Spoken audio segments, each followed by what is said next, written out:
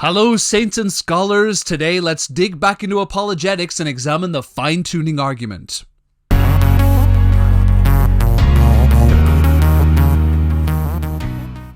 The fine-tuning argument examines the universe and notes that for the universe to exist in its current form, particularly a form that supports life, it is balanced to like the most gazillion billion teeniest specific way that is so wildly improbable that it seems to have been purposely tinkered with by an intelligent designer. When something has to be so specifically contained within certain parameters, it is only natural to assume that an intelligent mind was behind creating those parameters. This is a little bit tough for us to get our minds around because we often don't think about the laws of the universe. They just kind of beautifully flow for us without us even having to think about it. But let's take a couple of examples to see how specific the universe is. An excellent example of this would be the gravitational force. The gravitational force is the force which pulls two objects together. The force that causes my remote to drop to the ground.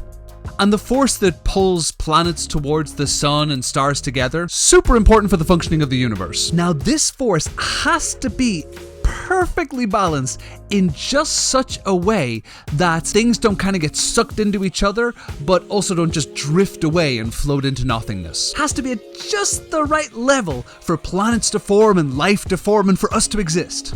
And if that force was off by just 1 in 10 to the power of 60, the entire universe would collapse. Okay, 10 to the power of 60 can sound a little bit overly complicated. Let's break it down. Imagine a tape measure, and the tape measure has 1 inch for every second the Earth has existed. Super long tape measure. So take the tape measure that measures every single second of the entire creation of the Earth, times it by 3, and you would have 10 to the power of 60 on a tape measure. Almost as big as my belt size.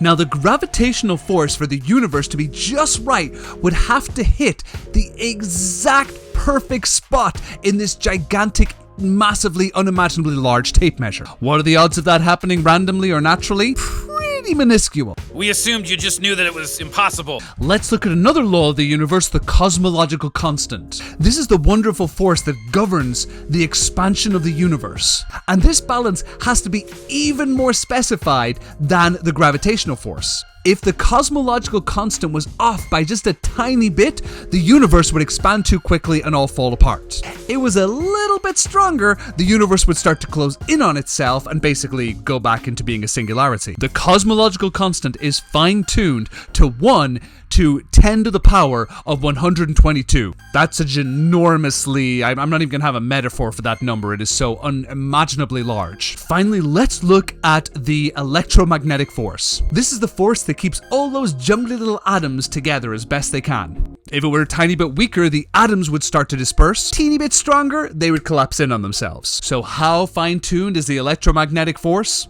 If it were off by just 1 to 10 to the power of 36, that means the whole universe would not exist. We're not talking statistics like 1 in 1,000, 1 in a million, 1 in a billion, 1 in a trillion. We're talking numbers beyond any human comprehension. Numbers this specific do not happen by accident. It's hard to even say they're designed because their design would be so beyond anything any human being has ever designed ever. To quote Fred Hoyle, the common sense interpretation of the facts suggests that a super intellect has monkeyed with physics as well as with chemistry and biology, and that there are no blind forces worth speaking about in nature. It's really, really hard to imagine how unlikely it would be that these things happen by themselves. I always find arguments like this a little bit uncomfortable because you're asking, is it highly unlikely or definitive proof? But numbers like this are what we call statistically impossible. When the unlikelihood is this small,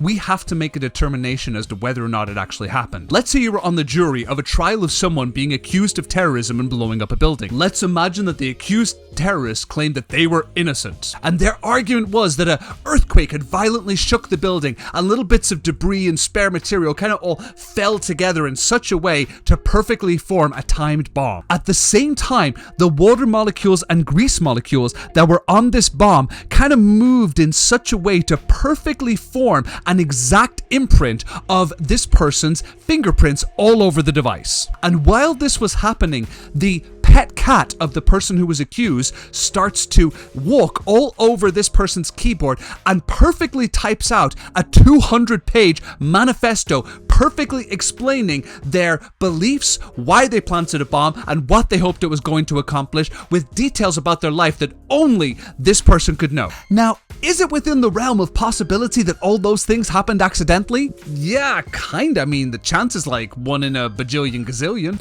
but it's so ridiculously unlikely that no one would believe in it being true. The best explanation of the information we have would be that this individual is guilty. Could the universe have formed together naturally? I mean, yeah, but it's so minusculely unlikely we would call it impossible. So much so that the theory of a randomly appearing universe has been abandoned even by staunch atheists. A famous example of this would be with possibly the world's most famous atheist, Richard Dawkins. Richard Dawkins is a staunch defender of naturalism, but when asked about the beginning of the universe or the beginning of life, Richard Dawkins posits the possibility that life may have arisen from a higher intelligence. Though he says this intelligence may be aliens who came about by a Darwinian process of evolution, he recognizes that the universe itself may bear the hallmarks of an intelligent design. It could come about in the following way. It could be that at some earlier time, somewhere in the universe, a civilization evolved by probably some kind of Darwinian means to a very, very high level of technology and designed a form of life that they seeded onto perhaps this planet. But to be fair to Professor Dawkins, he only notes this as a possibility and maintains that he does not know how the universe started. Even astrophysicist Neil deGrasse Tyson has questioned whether or not we live within a simulation. He looks at the orderly nature of the universe and the fact that the universe seems to all work within very well-established, fine-tuned laws, and questions whether we are living inside someone else's created simulation. Elon Musk says that we're living in a simulation. He's not the only person that theorizes this. Basically, we're in a video game being controlled by higher beings, and we're all just like in Super Mario Brothers. Yes, I wish I had a good argument against that hypothesis, and I do not. So you think it's you think it's probable? If you're playing Mario, Super Mario, and there he is jumping. Well, right now it's Fortnite, honey. Oh, Fortnite, okay. Whatever is your game. If you were in there and you were a scientist, you would be exploring the rules that apply to that game, right? How high can you jump? How fast do bullets fly? And you make a canon of laws of physics. That would be your world. And then you'd wonder, am I real or am I not? Now watch, someone programs a universe. And in there, they gain maturity and technology, and then they program a universe. So you could have nested, simulated universes all the way down, but there's only one real universe. But a particularly noteworthy example was philosopher Antony Flew.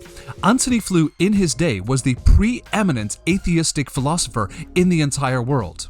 Yet, as Antony Flew looked into the fine-tuning of the universe, he became convinced that the universe had to be the product of an intelligent mind. So impressed was he with this argument that he abandoned atheism and adopted theism. Even those with the most vested interest in believing that there is a naturalistic explanation for the beginning of the universe have to look at the fine-tuning numbers and recognize that there is an intelligent mind behind its creation. All this to say that the beautiful universe in which we live did not seem to have come together by accident. It has been so perfectly fine-tuned for the existence of the universe and the development of complicated life that it must have been by the hand and guidance of an intelligent mind, what we like to call God.